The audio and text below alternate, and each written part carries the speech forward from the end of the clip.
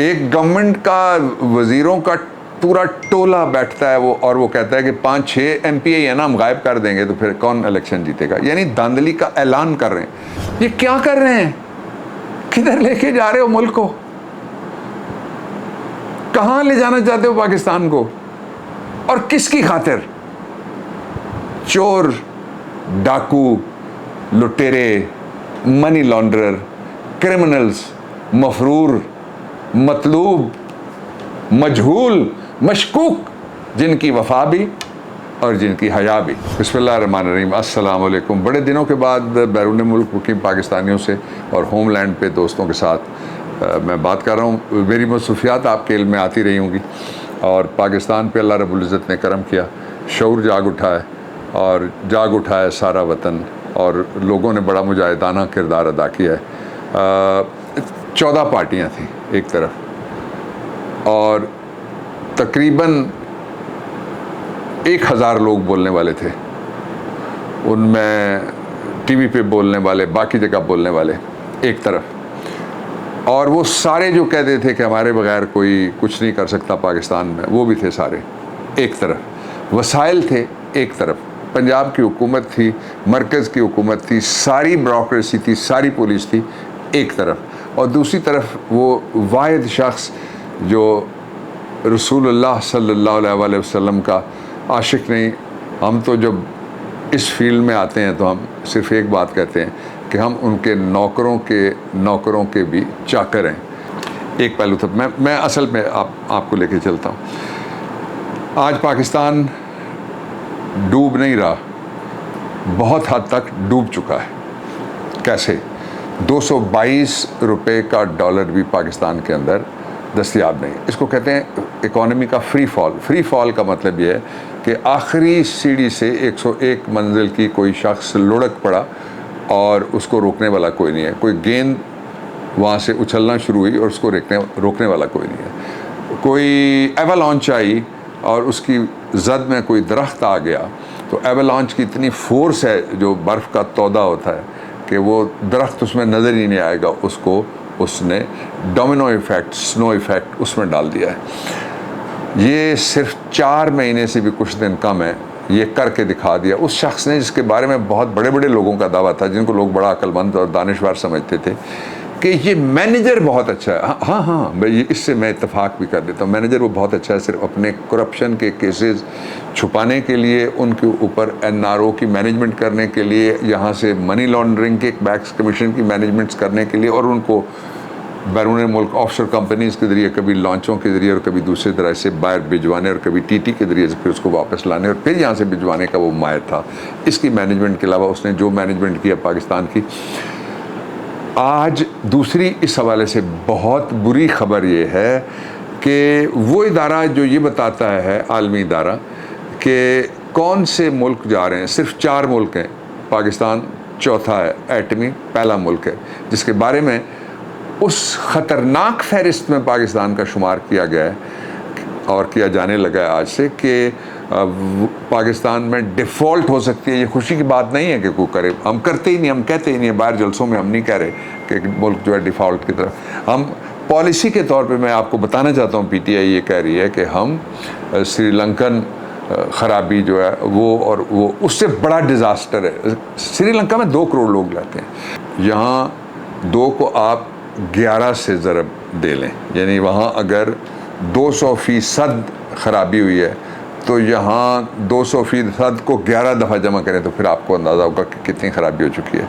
और वो ख़राबी की रफ़्तार इतनी तेज़ नहीं थी। सिमिलरिटी क्या है, पहले ये मैंने बता दी। दूसरी सिमिलरिटी ये है कि वहाँ एक ख़ानदान था, वो और उसकी दूसरी नस्ल और तीसरी नस्ल थी, वो सारे के सारे अहदों पे काबिज़ थे।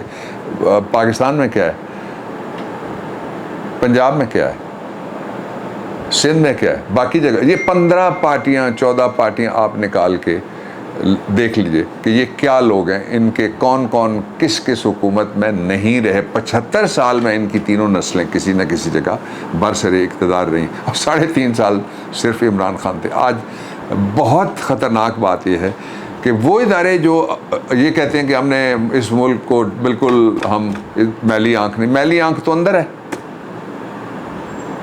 मैली आंख मिसाल के तौर पे कि पाकिस्तान को कुछ नहीं हो सकता, अदालतें खुली हुई हैं, अदालतें खुली हुई होंगी। पाकिस्तान में 220 का डॉलर हो गया, वो क्या किया हमने फिर? बाकी जो पाकिस्तान की सलामती के ज़िम्मेदार इदारे हैं वो किसी रंग का भी कपड़ा पहने, किसी ढंग की भी सरकार उनको नौकरी दे और किसी रंग में भी वो ज़िंदगी गुजारते हों, वो आम लोग नहीं हैं, वो ख़ास लोग हैं। आम लोगों के लिए मुफ्त इलाज नहीं है, आम लोगों के लिए मुफ्त रिहाइश नहीं है, आम लोगों की वो तनख्वाहें नहीं हैं जो जजेस की हैं, ब्यूरोक्रेट्स हैं और बाकी जगह के ऊपर हैं। तो इसलिए वो सारे के सारे ये दुनिया का वाहिद मुल्क है जिसमें एक नीरू नहीं है कि रोम जल रहा था और वो बांसुरी बजा रहा था। कोई बोलता हुआ देखा आपने? बोल रहे हैं तो सिर्फ इमरान खान के खिलाफ। एक जगह दरख्वास्त जा रही है, दूसरी जगह दरख्वास्त मंजूर हो रही है, इधर दरख्वास्त जा रही है, वहाँ दरख्वास्त की हेयरिंग लग गई, इधर दरख्वास्त कि भाई रोको, किसी तरीके से रोक सको तो रोक लो, और हर तरीके से कोई तरीका ऐसा निकालो अगर ये ना हो तो बाकी सब फिर वंड खाओ, पंजाबी में कहते हैं कि बांट के खाओ और खंड खाओ, खीर खाओ और वो भी चोरी की, दूध भी चोरी का, उसमें चावल भी चोरी का, उसमें चीनी भी चोरी की, नीचे गैस भी चोरी की, ऊपर चम्मच भी और साथ पड़ा हुआ लोटा भी सारे के सारे चोरी के। दूसरा, खुल के कहा जा रहा है कि अदालत के फैसले को हम नहीं मानेंगे। सुप्रीम कोर्ट ऑफ पाकिस्तान का 1 जुलाई का फैसला, मैं पेश हुआ था उसमें, जो पंजाब गवर्नमेंट के हवाले से थे। आज अभी थोड़ी देर पहले उसके हवाले से हमने सुप्रीम कोर्ट ऑफ पाकिस्तान से रिजू किया है। एक गवर्नमेंट का वज़ीरों का पूरा टोला बैठता है वो, और वो कहता है कि 5-6 MPA है ना हम गायब कर देंगे तो फिर कौन इलेक्शन जीतेगा। यानी धांधली का ऐलान कर रहे हैं।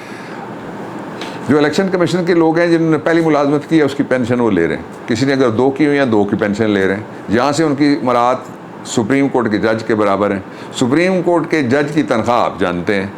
इंसाफ के ऊपर हम कहाँ किस नंबर के ऊपर खड़े हैं पाकिस्तान के अंदर, सारे इदारे शामिल करके, वो भी आप जानते हैं। और फिर उनकी मरात भी आप जानते हैं। फिर इनकी गाड़ियाँ आप देखें, आप परेशान हो जाए। वॉइसरॉय ऑफ इंडिया के पास कोई ऐसी कार नहीं थी, बोरिस जॉनसन के पास ऐसी कोई कार नहीं है, जो बाइडेन के पास ऐसी कोई कार नहीं है।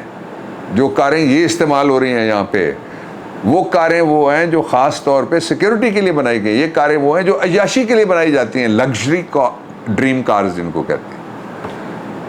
बहुत कंट्रोल करना पड़ता है जब इस पे गुफ्तगू करें, इसलिए कि लोग पाकिस्तान में एक नया कानून बनाए, चुक्को कानून, 2 तरह से, एक तो खुशामद के लिए और दूसरी तरह से